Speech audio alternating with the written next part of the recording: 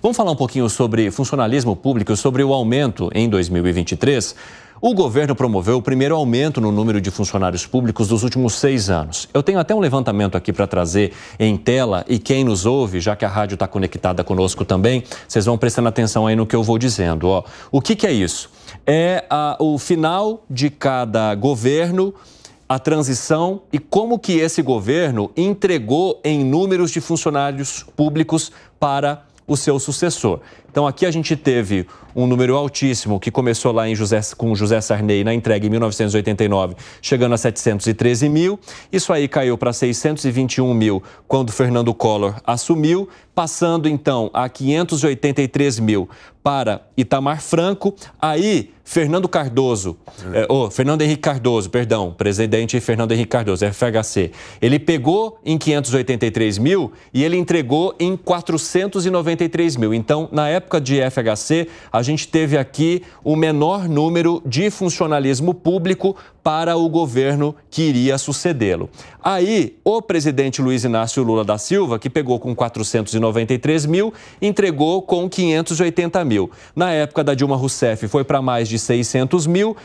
Com Michel Temer, esse número caiu um pouco para 631, passando para Jair Bolsonaro, que entregou com 565 mil.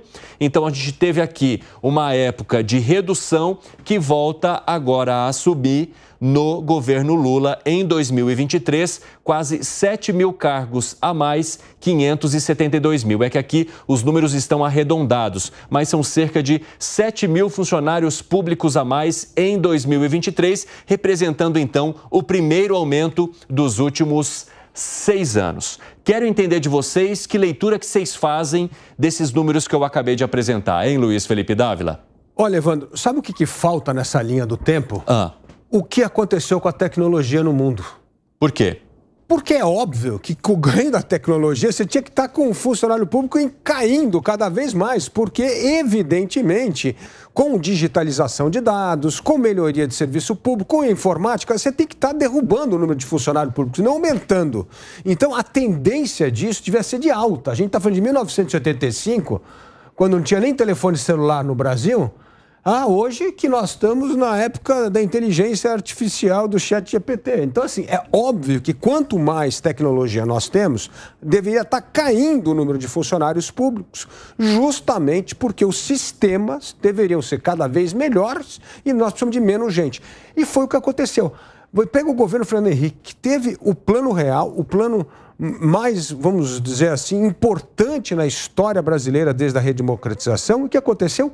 Caiu em quase 100 mil o número de funcionários públicos. E por que aumenta depois? Quando a tecnologia começa a fazer a diferença. Só tem uma explicação. Isso aqui é clientelismo político. Eita. É isso que justifica o aumento do funcionalismo público federal, estadual e municipal. Não é só... A gente está pegando aqui os dados do federal, mas acontece a mesma coisa.